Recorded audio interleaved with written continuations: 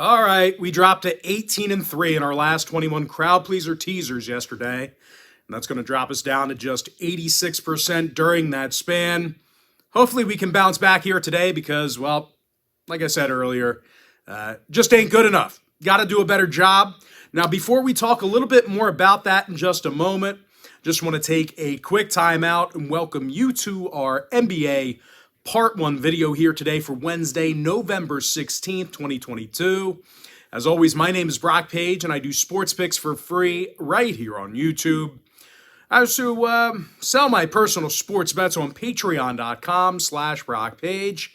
And once again, guys, I fell to 18-3 in my last 21 crowd pleaser teasers on that website yesterday. And once again, that's going to drop us down to just 86% during that stretch of wagers. Hopefully we can right the ship here today. Now, if you want to access today's crowd pleaser teaser bet, I'll include a link for that play in the description section below. And just remember here, guys, if you do end up signing up for that package here today, you're going to get access to that membership for the next 30 days. And as an added bonus here, guys, you're also going to get full access to all my cheaper memberships on my website for the next 30 days, absolutely free as well. They're going to be included with your purchase. Now, I currently have over 610 members who are signed up and active on that site right now. And with that, guys, let's go ahead and dive into some free content. And of course, we're going to go ahead and start off with the Pacers at the Hornets, and that'll be a 7 o'clock Eastern tip-off. Now, Charlotte is -2.5, totals 233. And even though the Hornets are favored in this one, they ended up losing 8 out of their last 9. And they covered the point spread only 2 times during that stretch. They're also doing a bad job shooting the basketball. These guys are currently in the bottom 5 in offensive field goal percentage, and they're also making only 32% of their three-pointers. Now, they're facing an Indy squad on the other side of things who has little issue getting on the scoreboard themselves. These guys are actually in the top 5 in points per game, and they're one of the better three-point shooting teams in the Eastern Conference. Benny Mathurin, he's making over 45% of his shots from long range this year, and of course, that's coming off the bench, so they really got a big three-point deep ball threat coming off the bench. And of course, Buddy Hield, he's scoring 18 points a game, and he's also making 40% of his shots from three land as well. Now, when it comes to rebounding the basketball, the Pacers are in the top 10 in both offensive and defensive boards. So a lot of good things happening with the Pacers. Certainly, they're not a clean, polished team, but don't count them out because they're capable of doing some pretty good things this year. Now, injury-wise, Tice is still out for the Pacers. Halliburton's questionable. Meanwhile, for Charlotte, Hayward's still out. Smith is doubtful. When it comes to the total, the Hornets saw overs against the likes of Miami, Memphis, and Golden State. Meanwhile, Indiana went 4-3 to the over in their last 7. I'm going to lean toward the Pacers plus 2.5 over 233. Next ball game, Timberwolves, Magic, 7 o'clock East. Minnesota's -6, totals 225.5. And even though they are favored on the road here, the Timberwolves have had a tough time covering the point spread. They failed to cover in 6 out of their last 8, and they got the outright W only twice during that stretch I just mentioned. They're also playing some pretty bad defense. Minnesota's allowing over 116 points a game, and they're amongst the worst defensive rebounding teams in the NBA. They're facing an Orlando squad who's arguably the best rebounding team in the East right now. These guys are very physical in the paint. They're in the top 3 in defensive boards, top 5 in offensive rebounding as well.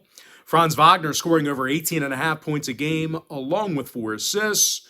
Meanwhile, Jalen Suggs, he's scoring just about a dozen points a game himself. Now, injury-wise, Banchero and Carter are questionable for Orlando. Meanwhile, for Minnesota, Reed's questionable with an illness. When it comes to the number, 3 out of Minnesota's last 5 did get over the line. Meanwhile, Orlando went 5-3 to the over in their last 8. I'm going to lean toward the Magic plus 6 over 225.5. Next ball game, it is going to be Thunder at the Wizards, 7 o'clock, nation's capital. Washington's minus 4.5, totals 228. And as good as the Wizards have been, well, they really don't light up the scoreboard. They're in the bottom 3 in points per game, and they have one of the lower three-point percentages in the East. They're also facing an OKC squad who covered the number in their last 3 straight themselves, covers over the likes of Boston, New York, and Toronto. And in addition to scoring over 116 points a game, these guys are in the top 10 in offensive rebounding. Josh Giddey's grabbing nearly 8 rebounds a night. He's also second on the team in scoring. And speaking of points, Shai Gilgeous-Alexander, he's dropping 31.5 points a night, and he's making 94% of his free throws. Now, injury-wise, Darius Bazley's out for OKC. Meanwhile, for Washington, Gibson and Beal are questionable. When it comes to the total, 2 out of Washington's last 3 got over the number. Meanwhile, Oklahoma City went 80% to the over in their last 10. I'm going to lean toward the OKC Thunder plus 4.5, over 228. Next contest, Celtics Hawks, 7:30 p.m. East. Boston is minus 3, totals 235. Now, the red-hot Celtics won their last 7 straight, and they're currently leading the league in scoring. Jason Tatum's averaging 31 points a game, along with 7 boards. Meanwhile, Jaylen Brown's second on the roster in points with 25 a night. Now, when it comes to shooting as a team, the Celtics are in the top 3 in the league in offensive field goal percentage.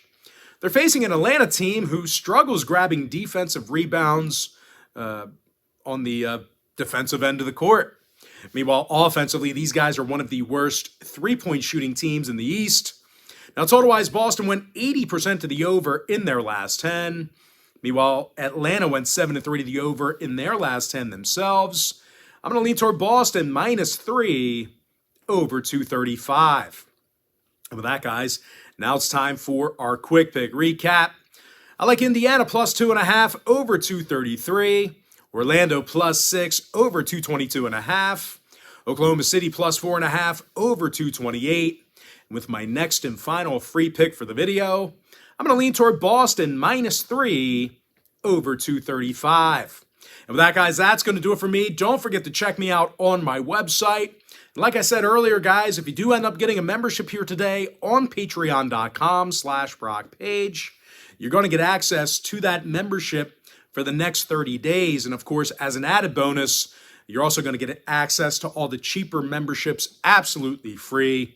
They'll be included with your purchase. But most importantly, guys, got to thank you for joining me right here on YouTube or TikTok. Really hope you enjoyed all this great free content, all this great free information. And with that said, guys, happy Wednesday to you. Happy hump day to you. And I look forward to seeing you later on today on my website at patreon.com/BrockPage.